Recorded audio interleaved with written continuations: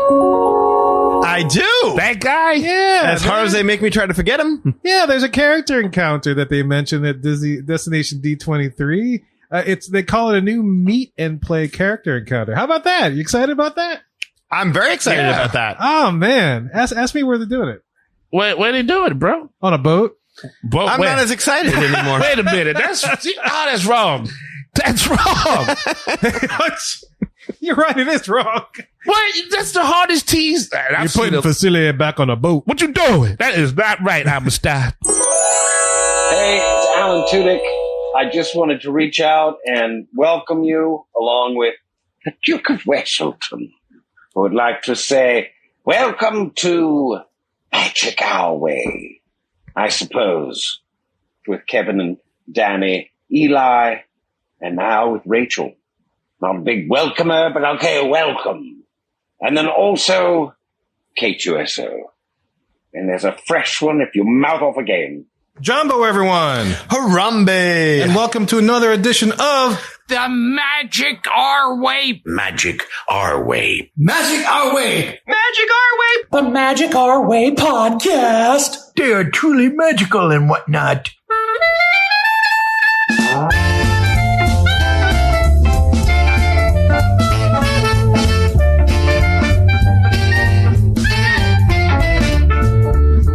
Asante Sana, everyone. You're listening to the Magic Our Way podcast from New Orleans, Louisiana. And on this show, we invite you to feel the libations. Feel it, feel it. This is a show where every opinion is welcome and nothing we present is groundbreaking or terribly exciting. It's just some filler for your life if you need it. Yeah. MagicOurWay.com is where you can find us. On this episode, we discuss some of the stories that are significant to us, that caught our ears, so to speak, from the 2025 Destination D23 event, which happened over Labor Day weekend, 2025. Yes. In the same year, go figure. And look, this isn't your typical polished practice pixie dust and Disney podcast. We are not in Walt Disney World every day because we're not. But Rachel is. She's there right now, actually. She's there right now. And she got if you were listening to the show past couple weeks, she got into the Beacon Barrel. It's awesome. It's great. And we're definitely looking forward to hearing what her experience was. And you'll catch that next week. Absolutely. So make sure you stay subscribed, stay tuned. It's going to be awesome. And in the meantime, we're just here drinking, talking some Disney, and bringing you the finest in conjured entertainment. Well, that's it. And you listeners have the easy part. All you guys and girls have to do is listen up to what we think up while we drink up. My name is Kevin. And I'm Danny. I'm Eli. And as I said, Rachel is on assignment in Walt Disney World currently. And so, yeah, definitely stay tuned because we've got a lot of stories to come from that. Especially curious to hear about her Beacon Barrel. Beacon Barrel. I'm especially curious to see how she got in because she had no reservation available. Yes. It's Rachel. And somehow she was able to procure one. Boom. Rachel does things. It might be a proprietary secret, Kevin. Yeah, I know. It's true. Yes. Arg. That's proprietary. But she did tell it because the reason why I learned this is because we were texting and then she said, yes, I got in and Josh wants to do the tentacle drink. So. Oh, man. Boy, that boy's brave. He got no fear. No, fear. he'll race anybody. That dude's fierce. Yes. And look, if you're thinking about visiting the Walt Disney World Resort or the Disneyland Resort or Universal Land Resort or anything, or even major cities, booking with Rachel is one of the easiest ways to support this show. Also, you can leave a rating and review on Apple Podcasts and or you access our show. And don't forget to like, subscribe, and turn on those notifications. So one, you can hear about the Beacon Barrel experience next week. And two, so you never miss an episode of the Magic Our Way podcast. And of course, we want to thank all our Patreon supporters, both past and present, for all they have done and continue to do for us. Before we get into it, I want to jibber jabber just a second because I am in the presence of stardom here. We have Mr. Eli Ivory. Of course, wow. You know, it's for anybody keeping track, it's the 20th anniversary of Hurricane Katrina here in New Orleans. And we had some documentaries. This particular one came out on Netflix, first of all. Yes. And if you happen to be watching episode 3, our man's right there. Yeah, it's Katrina Come Hell or High Water. Yeah. That's it. Look at that. Your boy's on episode 3. I only did it for Spike Lee. That was it. They went to me you like... didn't do it for the Nookie. No, if I knew there was Nookie involved, I would have did like episode 4. Oh, okay. Well, now that it's been released, there may be or may not be. I don't know. What's that? Oh, Eli groupies. you know what? That's fair. Actually, I have been getting like people saying, "Oh, this is you," and like they take a picture of me and they're like, "That's you on TV." Have you had requests to come to your house to see the toilet that you fell through while using it and realize that your road home house was not made very well? You know, the funny thing is this is surreal. To answer your question, like half of that of a yes, because I've said it earlier in shows. I play a game with a bunch of people, and somebody saw the documentary in Austria. And was like, "Oh, it's you!" Like, hey, and then they watched the whole thing, and they were like, "I hope you got your floor fixed." Like, oh my God, that's terrible. I feel so bad for you. So yes, I fixed it, but out of my own pocket. Like, Brad Pitt did not. Brad Pitt did not do nothing. Spike Lee did not give me any money, nothing like that. You conjured it out of your own pocket. I was magic my own way to make sure I had a floor. And I would like to say this because in this show we've made a big deal about Kevin's toilet in his bedroom. I can't over the years. Yes. But Eli's toilet was featured on a documentary. Yes. I know. Yes. So you can look on the documentary and you can see Eli's toilet. My toilet is more famous than your toilet. It is. Yes, I've used your toilet. Yes. Yes. No, that was one of the key things that they said in this. Like, I wanted to talk about this so much, but I couldn't. You did great with the NDA. I had no idea. Yeah. I had to sign that right when they filmed. It's like, you can't say anything. Like I took pictures with Spike Lee, but I was like, I couldn't do anything. You got no money, but you had to stay quiet. Yeah. Like, how does that work? There's an average person like, hey, I want to do this and not pay you. Like, nah, screw that. But then Spike Lee shows like, hey, I can't pay you, and you're contractually obligated to me. I don't get that. To talk about the worst moment of your life. Oh, that's the worst of it. Well, that's the thing. It's like I would never would have known if I didn't have friends that wanted to relive that. Like I had no intention to watch any documentaries on Katrina That's whatsoever. fair. Yeah. 20 years, no disrespect. I had no idea you're in none it. taken. But Totally. it's like, I lived through it, and I saw what it did to my friends and stuff, and I'm just like, I don't want to go back to that place. Yeah. It's like somebody asked you, do you want to relive the worst moment of your life? No. Yeah. Like, I smiled through most of it, but one of the parts I was upset about the most is I made sure my whole interior of the house was clean. Like before, they did the thing. Cause I thought, if you watch a lot of those documentaries, they sit you down in your house or something. Sure. So I was like, I paid a lot of money to make sure the house was immaculate. I mean, minus the floor of the toilet, but they interviewed me outside. They never went in. So I was like, damn, Spike, I could have saved that money, man, on a vacation or something. So you're losing money on this documentary, is what you're saying? No, I'm just saying, like, I was ready for them to talk to me. Like, I had my sofa already, He didn't talk to me. Well, I'm gonna say this: women out there, oh, I'm saying Eli's house is clean, and it's immaculate. clean. It's ready. So it's okay to go in. It was a pleasure to do it. It was bittersweet, but that was it's part of history. So well, at least you knew you were going to be featured in this stuff. My family got ransacked with this. Yep, and then you talk about the things on D Plus, right? Disney Plus. Disney Plus, these guys. Yeah, they ran a series, and apparently my wife, my mother, and my father are all featured in there. My father worked for the New Orleans Police Department at the time, so he's in there at one point in episode 3. My wife and my mother, within the first 10 minutes, I was actually bringing my grandparents into that hotel because we stayed. We were here for Katrina. Right. We were on the corner of Canal Street and Bourbon, so we saw it all. Yeah. Wow. And Spike Lee didn't want to interview me. Go figure. I'm a fix that next time around. Yeah, Put your please name in do. there. But like Disney Plus, Drop my name. Yeah, you got it. I did. I think they edited it out. I told them the Jesse Jackson story. Oh, I met Jesse totally Jackson. did. I had y'all. Oh, well. They cut it, bro. Spike Lee did say he had enough footage for me to at least put another episode. They cut it. I'm gonna talk to him about that. We'll look for the deleted scenes at some point. Yeah, hopefully they do that. Yeah, that. That was a part of history. So and you were a part of that history. Yeah, we are New Your Orleans story is buffs. captured. Yes. So we're there. Well, I mean, you don't even have to watch documentary to see my dad. You can see him every Sunday the Saints play. That's true. It's a little younger though in the doc. And if you know what he looks like, it's like a drinking game. Like when you see my dad take a shot. It is fun to do. It that. is, yes. It totally is. Yes. Well, look, y'all, man. Hope you enjoyed that. Definitely go check out those documentaries so you can see a little bit of magic our way on those things. And so, look, enough of our jibber jabber, man. Let's go discuss the 2025 Destination D23.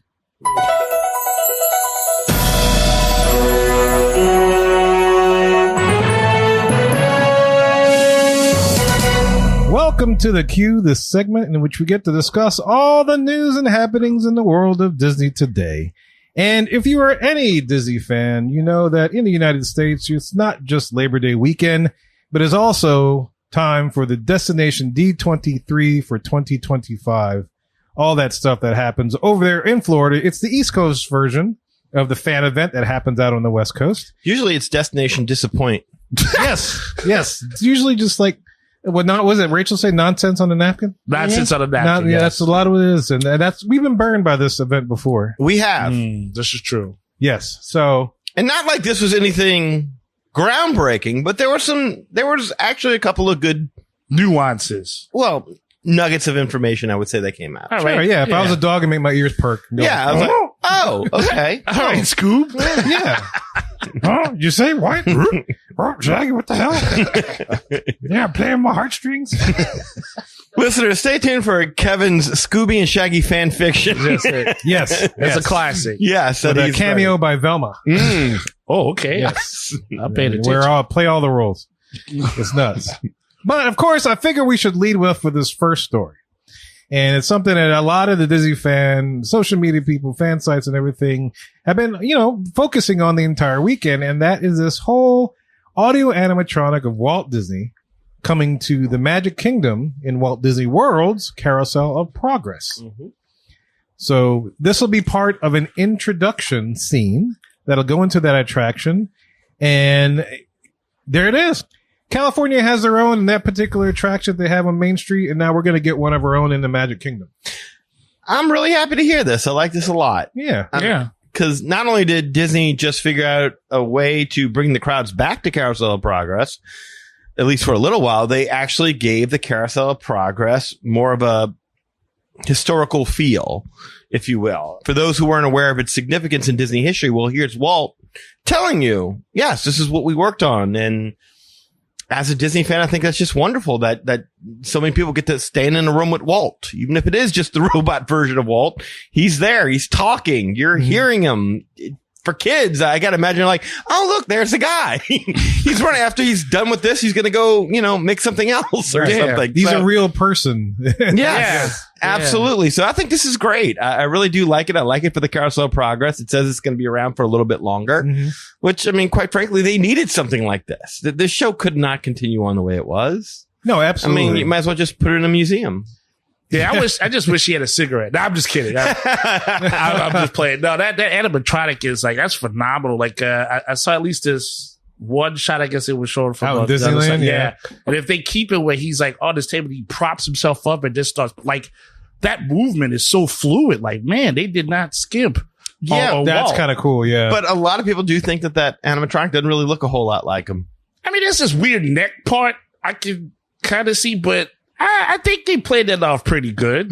It comes across as a bit of a caricature. Yeah, but it's a robot, right? Like, it's kind of tough to. I don't know. They did it with Johnny Depp as Captain Jack. He looks pretty good. Yeah, that looks pretty good. Yeah, but they still around, or you could map the face or something really good, right? You think? They messed up the Trump animatronic in the last one they did. Fair. He was around. You mentioned something about Barack. Yeah, Barack is still around. They messed that one up, I think. That's fair. Maybe not the original version of them, which I didn't really have much of a problem with, but with the background version of them. Yeah. It's kind of a hit or miss thing. Sometimes you get it right. Sometimes you don't. Yeah. But the movement is fluid. He did not look choppy enough. Like that. Yeah. So hopefully they bring that over here. Well, I got to imagine they would. They already built it out once out west. So I'm imagining we're going to get a lot of the same mechanics. And would it be really cool? Like you talked about how he stood up from the desk. We look at this concept art and it looks like he's standing in front of like a drawing board with one of those little rolly chairs. And that'd be kind of neat if he stood up from he turned around and stood up from the rolly chair. I don't know if they're going to do that, but if he did that and he just starts talking, it's like, oh, hey, how you, turns around. Hi, how you doing? Yeah. Welcome. That'd be awesome, but freaky at the same time. It would be, yeah. But adds to the sense of realism. It does. It does. Yeah. It makes me happy though, because, part of me likes the Carousel of Progress. Maybe the nostalgia of having grown up with it so many times has been around. Or maybe it's one of the last vestiges of the old attractions that are still hanging on for dear life. Yeah. And they're putting something in to spruce it up. Because this is such a unique little presentation. It's a unique storytelling device. Yeah. Definitely. With the rotating theater and everything else and the different scenes. you hate to lose that. You always hope for something more advanced kind of thing. But, if they're not going to do that, let me write something that's from like a piece of history. It's kind of like, with the 3D movies, how they stopped making those. And it's like, well, that's a really good storytelling device if you use it right. Yeah. It's just that, nowadays people want thrill attractions. And so I like that they're leaning into keeping these kind of things around, though. Between bringing back a nighttime parade, making sure the Hall of Presence is sticking around, now an animatronic wall to keep the Carousel of Progress around. It's almost enough that if you squint, you're like, oh, wow, look at this. They're caring. They're caring more about the history of their parks until you look over in Frontierland and see the rest of America gone. But it is what it is. I like what they're doing. And, I think they're supposed to update the entire show. That'd be nice. I did hear that. So it could definitely use an update. But yeah, I know. I'm looking forward to it. I remember being a kid and waiting in line for this thing. Same here. Yeah. I like being and have crowds of lines. And for like theme park operations, this is such a crowd gobbler in and of itself. It's, you're spending a good at least 40 minutes in that sucker. That's smart. If that's not in line, I mean, that's a great way to do something in Tomorrowland, which is kind of lacking for the most part. Yeah. And it fits that it would be Walt being in that attraction because that's like the one attraction in Disney World that he personally worked on. Yes. Like physically those exact figures and stuff. I mean, obviously you got Pirates and you've got Hunt, and he had a hand in those things as well, but those were doppelgangers or something that was already made and they just reproduced it. This is the original show. Mm-hmm. Yeah. So, it's kind of fitting that he be there. But you can't beat it. You got Walt and wrestling wrapped in the same thing. you can't. But we'll see if they keep that. But hopefully they do, because it's all nostalgic, and I think that's the other thing that people do long for when you go into a park like this. You could have like the new hotness, and I know we'll get to that later, but the nostalgia is also important because that kind of keeps things going, keeps it like nice and continuous between generations. And I mean, Walt helped to make this. It's good to give the architect his props. So I think that's a good call on them for that. I like the fact that at least in the concept art, and I imagine they're going to try and make this come to life. It's that it's Walt in his blue sweater. Mm-hmm. That he wore when he was in the Wonderful World of Color, introducing the Disney exhibits to the World's Fair and interacting with the animatronics of the Carousel of Progress. You even see him; he's standing like next to the concept art for Epcot. Yep. And there's like a face mold of Abraham Lincoln. It was Rolly's Tower of the Four Winds was back there. You got the little parrot bird, the Tiki bird was back there. yeah. Yeah, so you got to see a lot of the things that Walt personally had a hand in, which again reinforces to people, wow, these are all things that he worked on. And like he's a real person because we lost one man's dream. Yes, right. Which I used to like walking through it. I know it wasn't a big deal to many people. And it wasn't terribly popular. Oh, I love the models. I enjoyed it. Yeah, the models and even that was great. The original animatronic thing with the little doll, and you can see the mechanisms underneath. Yeah, I thought that was cool. So this is kind of like a nice little. I don't want to say replacement, but it's nice to have because we lost that in the studios. It's nice to have Walt and the things that we saw and some of the things that we saw in this. Get exhibit? that piece of history. Exhibit. Yeah. Let's say the One Man Dreams exhibit. It's nice to see that in this particular thing, somehow preserved.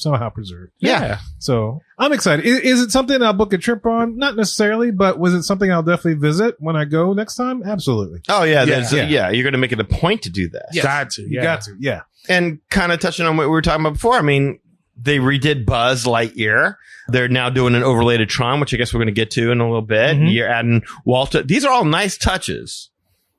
But kind of like you said, I don't know that any of this is something to where, now 2026, let me call my travel agent. Right. Kevin Scooby-Doo show grips you more than what's going on.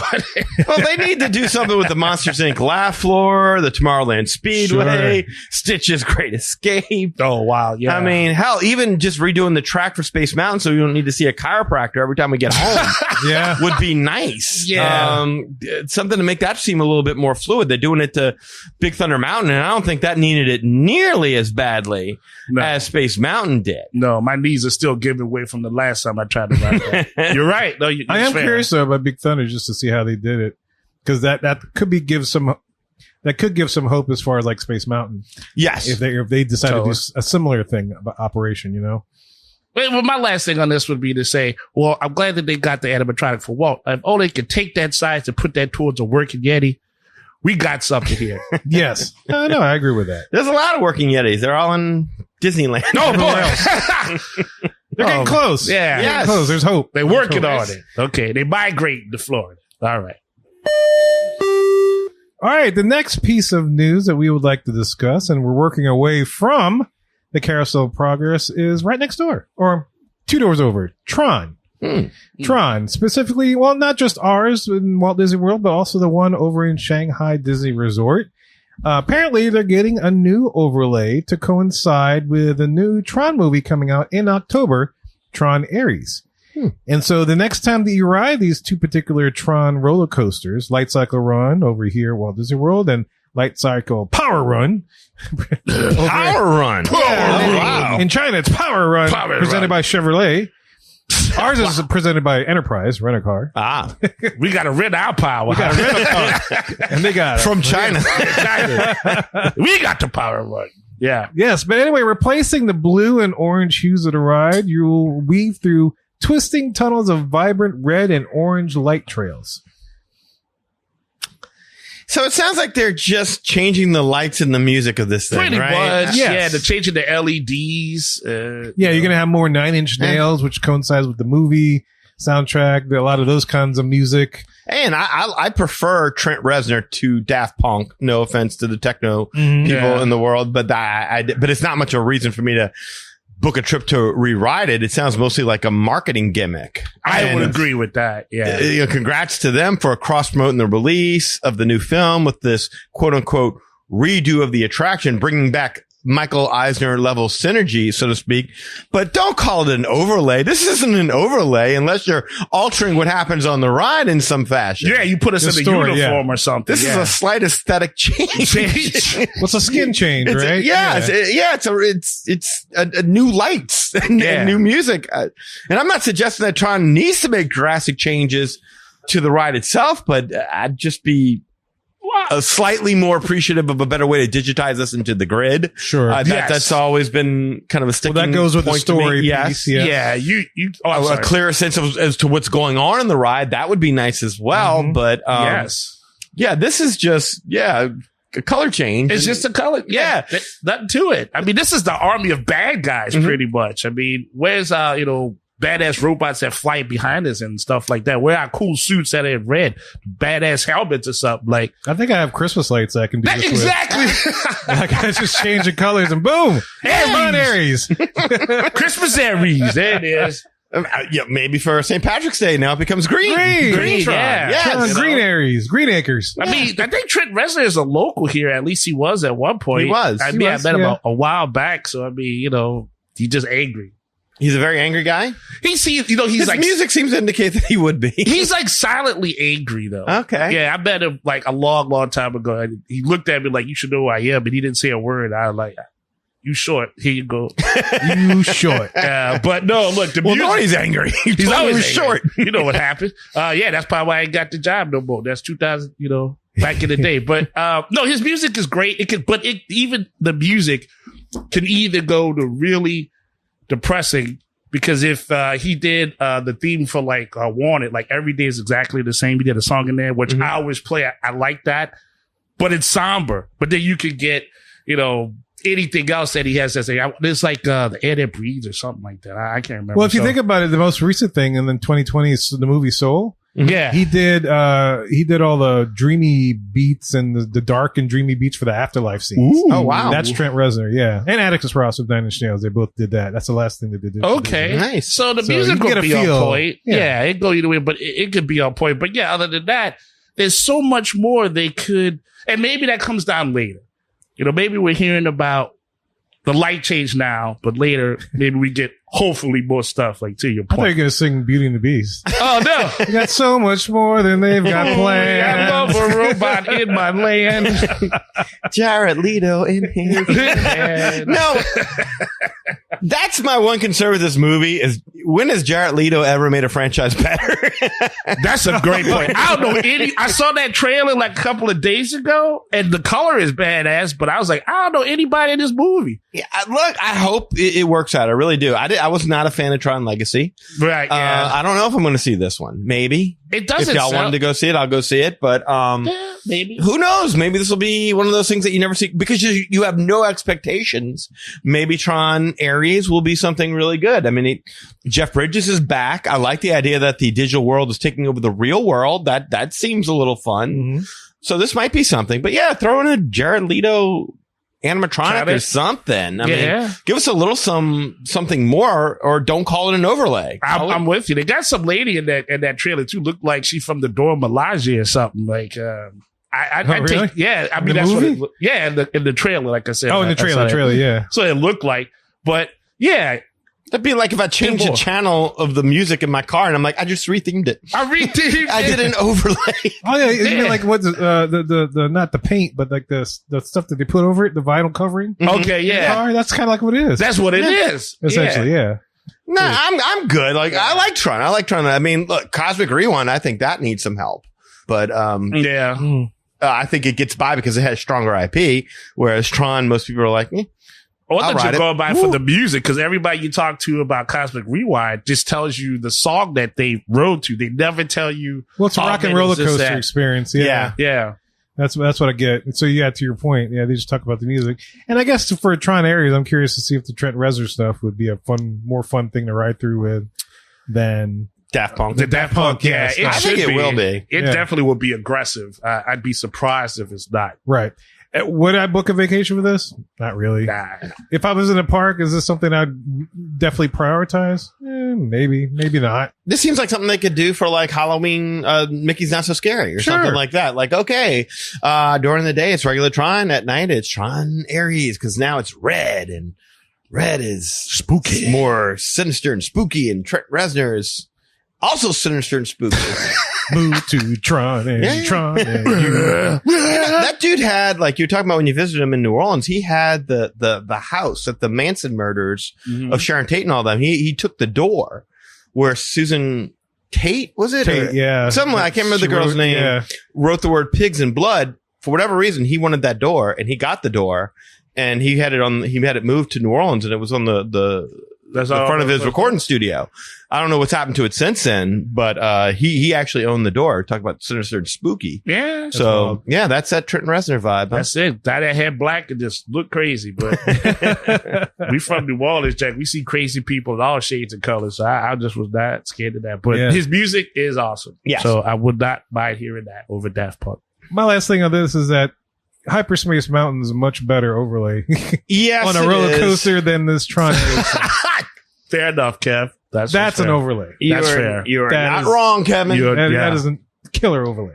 But that's it. I'm going to leave it at that. And the next one that we're going to discuss, moving over from Tron and Tomorrowland, we're going to the central of the hub. We're talking about the castle and the fact that the castle is getting another paint job. Nice. And so they're moving into something that's a little bit more grays, creams, blues with touches of golds to enhance the castle's architecture. So once again, it's getting a new paint job. It's returning to its classic colors. You know, it's funny you say that because before we started recording this segment, I looked at your castle Lego thing, and that's kind of reminiscent of what the old color scheme was. Yes, what he has right there. Yeah, okay, yeah, that's exactly what they're probably going back to. And looking in the concept art, it's the same, maybe more gold or more shiny gold, you know. But I mean, it's a Lego thing, so it's hard. Yeah, to you but can't. Yeah, it's going to be something more akin to what we grew up with. Yeah. Versus the color scheme that they're doing now, which of course they sell a Lego set for. Which I don't think did you ever get that? No, I never did. I stuck with this version of the castle because I liked its look better. Well, it's in vogue again. Yeah. That is my number one reason for loving this change is that I don't have to buy that new castle now. Yeah. I can stick with my old castle. I was right to stay with my instincts. Mm-hmm. What they did this about 5 years ago? Yeah. Like somewhere around COVID, I know they were doing a celebration of, I forget which celebration it was. Maybe the 50th? Yeah, 50th. It's probably the 50th. And they're doing all that with the colors and stuff. And yeah. It's like, okay, that's the pink hues. The big pink. That's right. It was like a rose gold is what they call it. Yeah, rose pinkish. Like a birthday cake. Yeah, definitely. Yeah, I'm happy to hear this because I thought the original color scheme gave it more of a regal appearance than the more playful, wistful vibes you got from that rose gold coloring. It kind of seemed like that new color scheme was meant more to sell toy castles to little girls and act as some weird amalgam between Cinderella's castle and Sleeping Beauty's castle in Disneyland. Mm-hmm. And I prefer the original scheme. There's more of a royalness to it, a royalty to it, I should say. It allows Disney World's castle to have its own identity instead of having the two castles where the color scheme is just kind of homogenized version that is representative of each other under the Disney Parks brand. It is kind of what it felt like to me. They wanted Cinderella's castle to look a lot like Sleeping Beauty's castle. That's what it felt like with the color scheme. Mm-hmm. Yeah, and to your point, that is correct. In the Disney Parks blog, they have a section called a royal palette. You're reading through this, and they talk about how there's like 60 Disney castle parks where the castle serves as the heart of the parks. And so they're trying to get it back to the more timeless color combinations, the deep, handsome blues paired with radiant golds is what they say. Ooh, radiant. To keep it within that royal palette, to give it that more regal feel, to your point, as they had before. So, yeah. And the colors that they were chosen also, they used the Florida sunshine to take that into account to make sure that it does still give off that thing, that color, that regalness. Mm-hmm. Despite how washed the sun down there will get it, so it's nice. Yeah, that's a definite feat, I could imagine, but good for them for taking that into consideration. Because I mean, on paper you could have the colors that you want, but when you put it outside and you got another light source hitting it, I mean, could be tough. Yeah, but you know what? On the biggest score of it, it's still about branding, right?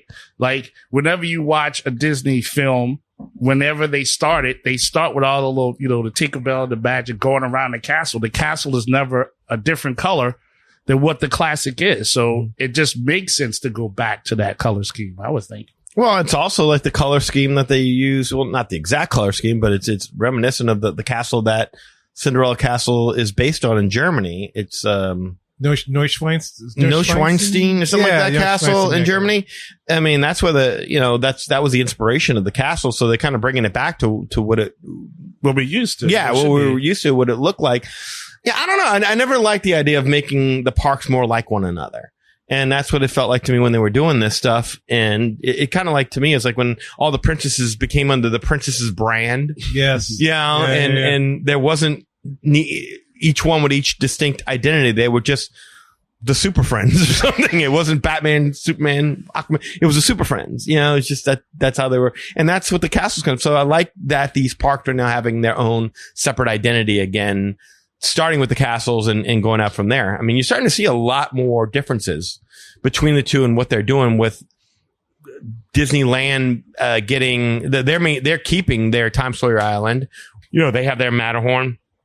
We don't have a Yeti that even works. We have Country Bears. They have Marvel. We don't, where it's just more of an incentive to go see both. Yeah. As opposed to, you can get it here, you can get it there. It doesn't really matter. One big brand. Yeah. I mean, it works around the world too, with the parks. I mean, Tokyo Disney has Meet Jones and the Go. Yeah. And they've got their own little identity happening. Hong Kong with their World of Frozen. And we know that's coming to Disneyland Paris. They're going to have their own thing happening. Right. And all their different castles, all the different haunted mansions, all the different pirates, if I had the money, I'd be there now. Exactly. That'd be like a bucket list thing to be able to visit all these things. Totally. Before I go. Just to see all these things at least once in my life. So, one day when we're not paying for kids anymore. Yes. Then the grandkids. Yeah, hopefully soon. So yeah. Conjured architecture. Oh man, I've never heard this term before. I don't imagine that it's not going to be something that you hear in the parks. I'm pretty sure of that, but they sure as heck made a big deal out of this, didn't they? It's not like they just made something happen out of the ether. It's a conjured term. I was going to say, it's magic. Conjured architecture. Man. Conjured. And for those that have no idea what we're talking about, at D23, Destination D23 2025, I should say, this is a term used to describe how the Imagineers are utilizing, and I quote, the magical, fluid, and organic appearance of both the animated villains and the Art Nouveau style of construction to build the new space. You've had me at magical fluids. Magical fluids. I was seeing where that sentence was going. so magical. Yeah, that's So conjured. The fluid of life, Kevin. It's like Bruce Lee said, be like water. Be like conjured fluid, my Be like friend. magical fluids. Yes. Oh, wow. But anyway, at this event, we had Imagineers Wyatt Winter and Caroline May come out to the Destination D23 Villains panel, and they shared how they're going to approach building this particular area. Much like they traveled to New Orleans to study things on Tiana's Bayou Adventure when they're doing all that kind of stuff, they decided to travel over to Paris, France, and Barcelona, Spain, to study the Art Nouveau, which was in full swing in the late 1800s. I'm starting to think Imagineer is just like running up the credit card over there. That's what I was going to wait for him to finish. Did they really need to come to New Orleans to represent what they represented in that ride? Right? Beignets. Ooh. We studied all your architecture. You know what we got from Tiana? Painted like wood of vegetables. There wasn't even collard greens on it. I got okra. No, you don't. Didn't even get the name of the newspaper and all that, I guess. Yeah, No. so I mean, I'm with you. We got a man right now that got in trouble for doing this. Yes, you did. Just telling the truth. So, like, please show us the part where there's characters. Like, please show us the part where you say, hey. Yeah, show me what you got from being here that Yes. you couldn't have gotten from any Google search. Exactly. I mean, Right. yeah. Or just common knowledge, really. Really? I mean, look, some of these villains live underwater. So did you talk to Aquaman or something like that? Did you check that out in Atlantis? You know what I'm saying? Did they go tour salt mines around here? Right. We went to Saudi Arabia. Like, you know, you went to all these places and you've seen all these things. So please, I hope that this authenticity that you say shows up way better than what we got from Tiana when everybody came down here and ate all the good cooking we got. That's all I'm saying. My wallet got cooked on that trip. Now, look, getting beyond all that, Yes, sir. I think they're on the right track here. As far as what? As far as the look of the villain's land, I like where their minds are going. I wish we could have gotten, I don't know, some concept art to kind of get a little bit more of a fleshed out idea. But I mean, this seems like a little too much inside baseball. Like, we don't need to know this much Right. about what's going into the land right now. We need something to whet our appetite, something to look forward to. We don't need to know every step on the journey until after it's complete. And then you tell us how you arrived at all this. That would be nice in a documentary to come. But Yeah. it seems like they had a panel designed and somebody said, yeah, we're not ready to commit to this. And if we change our mind, people are going to be mad. So just go out there and say something. And somebody said conjured architecture. And they were like, good, go with that. That's magical. Do that. Go out there. And they used their slideshow from the trips. And that was it. Yeah. But there was no meat on this bone whatsoever. I just, like I said, the only thing I can say is I like where they're going. That more naturalistic architecture that looks like it's a blend of it was built, but it was also looks like it came about by nature, by magic or something like that. I mean, I like what the visuals that they showed, and I think that this goes to show they're on the right track. I would just wish they, like you said, they had that concept art, because I said every time, 100% of the time, 90% of the time, that concept art, all it does is just get your appetite wet.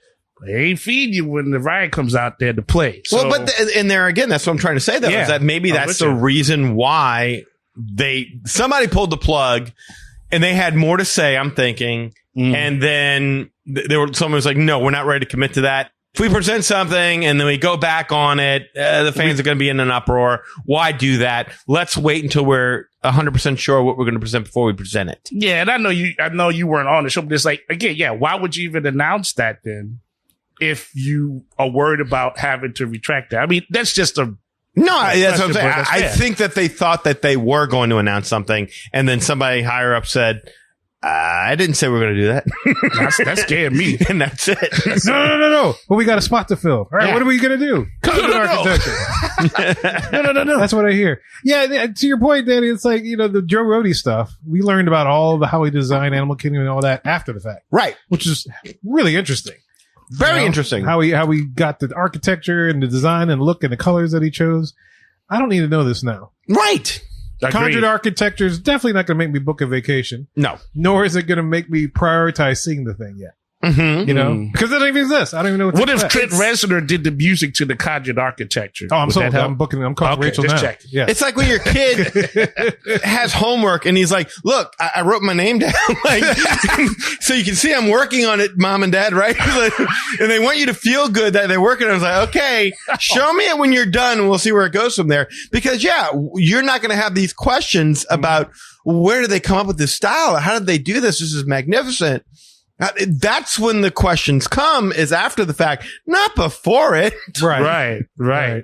Unless you've already made the thing and then you're trying to hype it up. Like that's what they would do with comic books, right? If a comic started, they do 7 issues and then they would start promoting it. But they already have their 7 books in. I mean, it's not the same thing as a park, but you get my point. But it shows that they are considering our feelings as fans, maybe in a way that they don't want to announce anything unless they're 1,000% sure it's coming. Yeah. So maybe that's the silver lining. It's for the hardcore fan. I can. Well, no, I wouldn't say it's for the hard. I don't think this appeals to anybody. All right. I'm just just saying, maybe the hardcore it gives fan. us a sense of what they're trying to do. But and like I said, it's a beautiful. I can see where they're going, and I like where they're going. But you can't even speculate off of this. That's fair. This is an idea of an idea. Oh yeah, Yeah, it's like half a kernel of a seed of an idea. Exactly. Yeah. To kind of go along with that, I quote, they say this refers to the blend of historical components. So that's where the traveling and learning of the art styles and the fantastical worlds that they made have merged to ultimately create something wicked. That's what they're going for. That's good wording. Yeah, that's awesome. Yeah. It sounds awesome. Kind of take what they've done in the movies and everything else and kind of blend into something that to make it a little bit more realistic of the real world. So, good for them. Yeah. Well, thank you for trying to put something out there, but screw you for not giving us anything that we could really just one little kernel of a something. Even if it was just like, all right, for sure these 5 villains are going to be used. Yeah. Or for sure you're going to get this type of attraction or something like that. I mean, you know what? How you can't just use like AI, just make a nice generated image. Say it's not going to be like this, but it could be. I take No, you don't want to do that. No, I don't think you want to do that because they got in trouble for that too many times before. Right. Yeah. And then we get mad at them because look at what Tiana's Bayou Adventure was supposed to look like, and look what you gave us. Yeah, but then we get over it. They play a good song, and then everybody forgets. Oh, we're over it? You didn't catch last week's show? No, we're never over anything. I'm just saying, like, as a whole, like the whole Disney fan nation, they just like, we forgive that. No, we don't forget. No, we never forget. No, we never forget. Nor do we forgive. We forgive, but it depends on the forgiving. But I feel you. Yeah. Hey, Dr. Facilier. Hey, remember him? I do. That guy? Yeah. As hard as they make me try to forget him. Yeah, there's a character encounter that they mentioned at Disney Destination D23. They call it a new meet and play character encounter. How about that? You excited about that? I'm very excited about that. Oh man, ask me where they're doing it. Where they doing it, bro? On a boat. But I'm not as excited anymore. Wait a minute. That's wrong. That's wrong. You're right. It is wrong. What? That's the hardest tease. You're putting Facilier back on a boat. What you doing? That is not right, Amistad. Come on. They do that a lot, right? There's the cool Marvel characters I can't see in the park. Yeah. They're on the boat. This would be a cool character to see in the park. Where is he at? On the boat. Yeah, basically what he's going to be doing, they call it a meet and play character because he's an illusionist basically on this boat. That's his gig. I like that. So he's going to be doing some card. I mean, the concept looks like sleight of hand. Sleight of hand. Oh, magic tricks and stuff. But up close because it looks like they're intimately sitting around a table. So that could be kind of cool. So he's from New Orleans, right? He's going to be like, where'd you get your shoes? We already know that trick. You got to do better than that. Now that would make him authentically New Orleanian. Yes. They need to hire somebody from New Orleans to do that. Oh, for sure. Yes. Yeah. It's not a great magic trick by any stretch of the imagination. But no. But hey, that is a definite. It's authentic. And listeners of the Magic Way podcast, if you ever come down to New Orleans and anyone ever says to you, I bet you I can tell you where you got them shoes, keep walking. Yes. Don't walk faster. Engage whatsoever. You have no obligation to engage with them. Don't take that bet.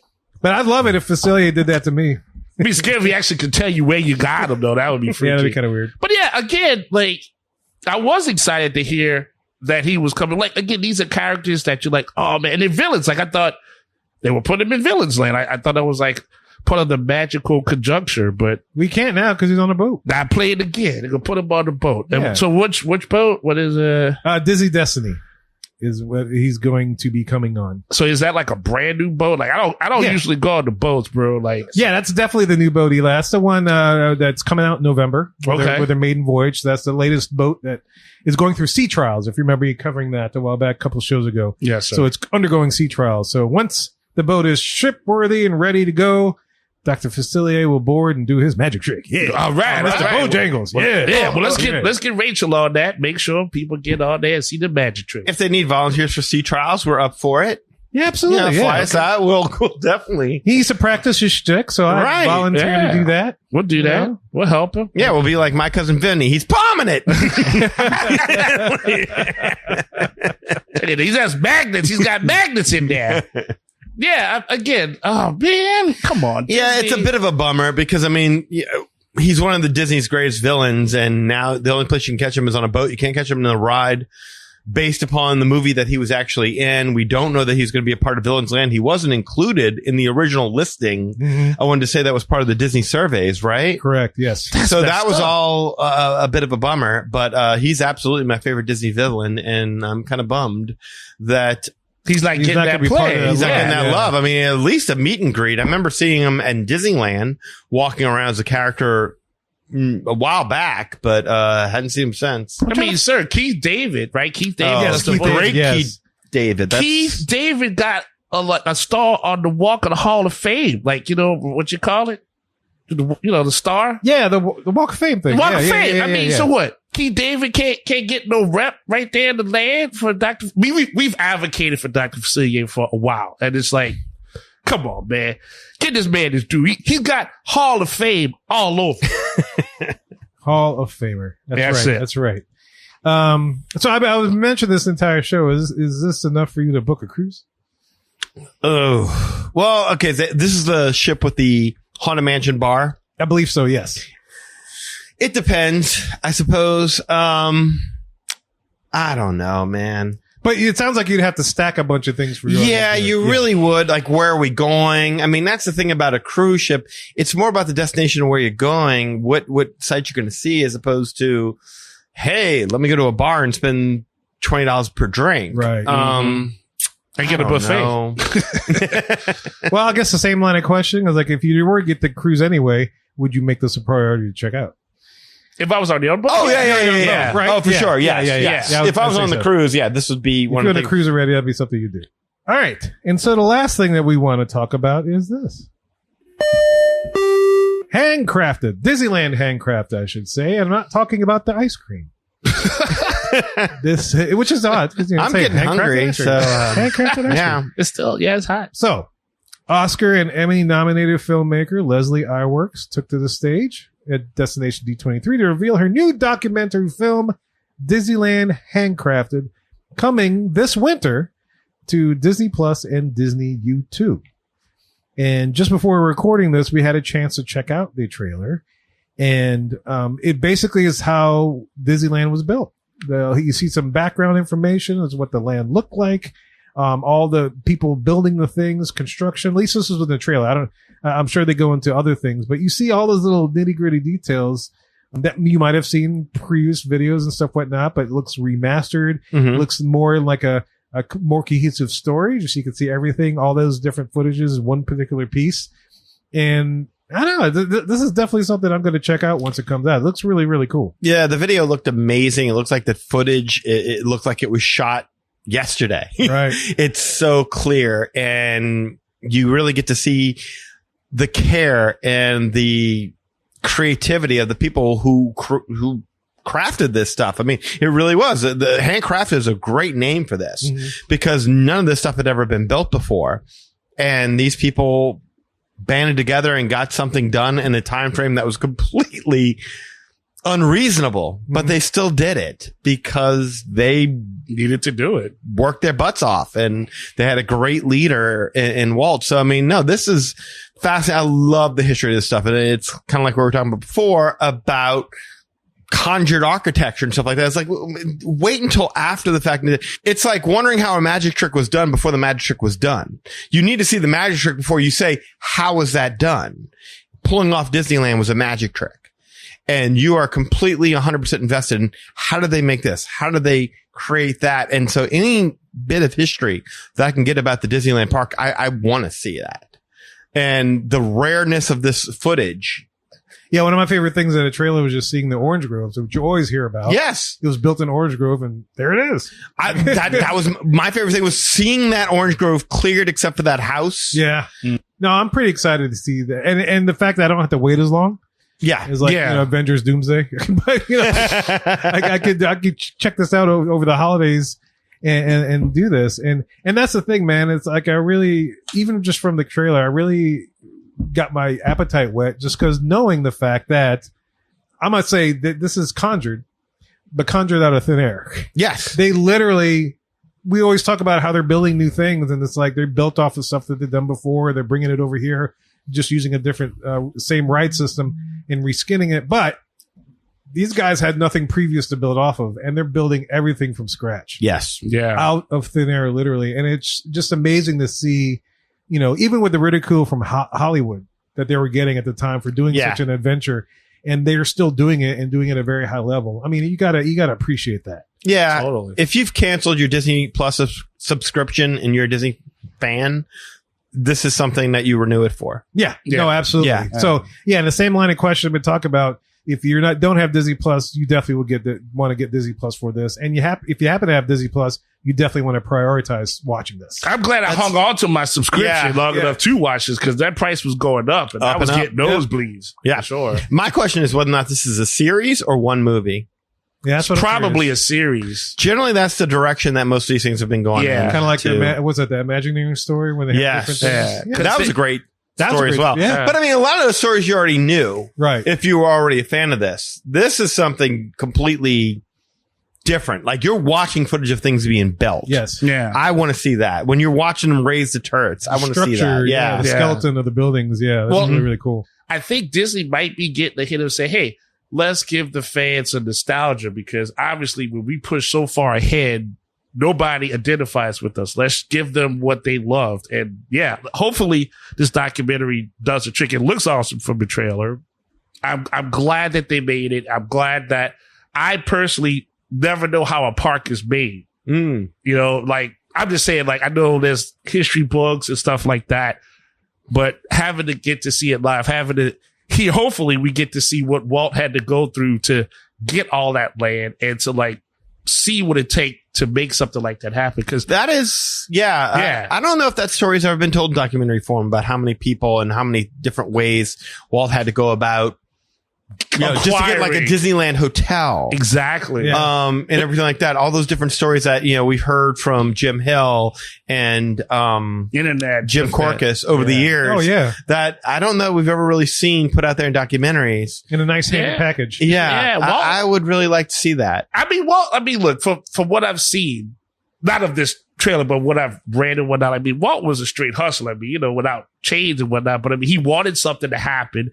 And he was in a time where there was a lot of opposition financially. And he was like, we're going to make this work. Like, man, look, that's inspirational. I'm sorry. I'm on that. Well, when you see all the things, I don't know what they have footage of and what they don't, but think about if they did, like, they could do a documentary on, say, like Club 33.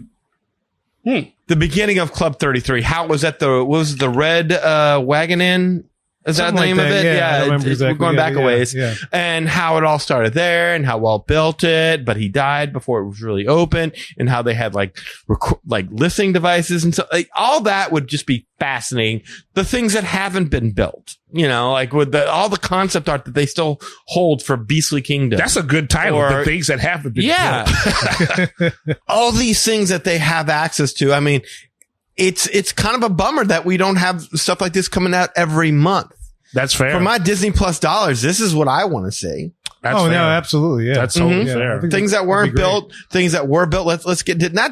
Yeah, come on. Like, Jungle Cruise, Haunted Mansion. Okay. That stuff has been done. Let's get a little bit more in depth. Preserve those stories, if anything. Exactly. That's a great way to put it. Yep. Yeah. Yeah. And pay Jim Hill. Just get him on there and let him tell stories. Let him narrate the whole thing. Yeah, and then show up. yeah.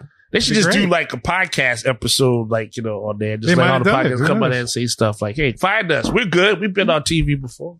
Give us a whole series on Narcoozy, starting with Narcoozy Nick, and then the ending with the ghost. I was going to say, make sure the hidden brunch is in the middle of that. That was a good brunch. That's right. You know that, like a California Grill, how it was top of the world, and they had all these lounge acts and everything like that.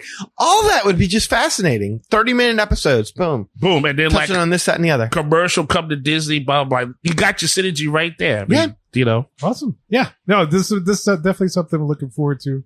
And we definitely want to hear your thoughts and opinions on everything we've talked about today. And maybe some of the things that we didn't even cover on Destination D23 that you might be interested in. Reach out to us, and we're about to tell you how to do that in just a little bit. Well, y'all, we hope you enjoyed hearing our thoughts on all the Destination D23 2025 stuff that came out over this past weekend. Look, if you want to learn more about us, the Magic Our Way Podcast, make sure you follow us on any social media platform. Also, if you want to get in touch with us to share your opinions on anything we've discussed today, you can do so through the following ways. First of all, shoot us an email at show@magicourway.com, or call us, send us a text message at 1-815-MO-WEEKEND. That is 1-815-MO-WEEKEND. 669-4226. And of course, we have a couple of people who do things outside of the podcast. First of all, we got Eli, does things with comics. What you got, sir? Yes, sir. As always, when you're out there on the internet, please feel free to visit the Ivory Comics website. See all the work I have. 48 pages, fully colored. The only ad for them is for this podcast. Those projects include Project Geisha, Savages, and The Bottle Be Damned. Also on the Ivory Comics website, you see blogs, an interview post, and a link to the Magic Our Way podcast. You never miss a beat. Never miss an episode. You never miss who conjured what on what boat and how it happened. So as always, I appreciate the support for the Ivory Comics website. On social media, Facebook, Eli H. Ivory is where you can find me there. As long as you're a real person, it's a pleasure to meet you. But if you're a bot, I cannot greet you. I do not have no credit rate. I cannot do no interviews with you right now to talk to Skynet. I mean, unless that's some real money and not Bitcoin. So thank you right there. Also on Facebook, if you want to check that out, there's a Project Geisha fan page, so please feel free to support that. On Instagram, I like seeing what you guys and girls got posted up the hearts and the likes. So if you want to find me right there, EIRE504 is how you do that. And of course, on X, you can find me at Hancock10166. So yes, if you appreciate the madness, you're just bringing me the gladness. Thank you very much. And if you want to book a vacation to check out any of the things that we have discussed, maybe even visit the Walt Disney World Family Museum out in San Francisco, or travel to one of the international parks, even Universal. Or come visit us. Exactly. Would that be nice? Great. That would be awesome. We're very hospitable. Oh, yeah. We're Southerners. Yes. They love us. Book it with Rachel, man. She could get that going for you. She could book all the major hotel brands, whatnot. And this is how you do it. This is Rachel, one of the hosts of the Magic Our Way podcast. I would be honored to help your family book your vacation to Disney destinations, Universal, cruise lines, and major hotel brands around the world. Booking with me is at no extra cost to you. The cost of a travel agent is built into the cost of your vacation, whether you use one or not. And when you book with me, a little bit of your trip comes back to support the podcast and the fan community here at Magic Our Way. You can reach me at Rachel, RACHEL, at magicourway.com. Or you can find me at R, the letter R, Family Magic. So Our Family Magic on Facebook, Instagram, YouTube, and TikTok. You can also give me a call or a text. My phone number is 978-432-WISH. Reach out today and let's make some magic with your family vacation. In addition, go to patreon.com/Magic Our Way to elevate your support of the Magic Our Way podcast. Another option that only costs a minute or so of your time is to leave a rating and a review on Apple Podcasts and or wherever you access our show, whether it is YouTube, Spotify, Podbean, etc. Any way in which you can support the show is deeply appreciated. We also want to thank you for being a loyal listener, and we always love hearing from our listeners. All opinions are welcome on the Magic Our Way podcast, so make sure you get in touch with us today. So we say Kwaharini, my name is Kevin. And I'm Danny. Magic out!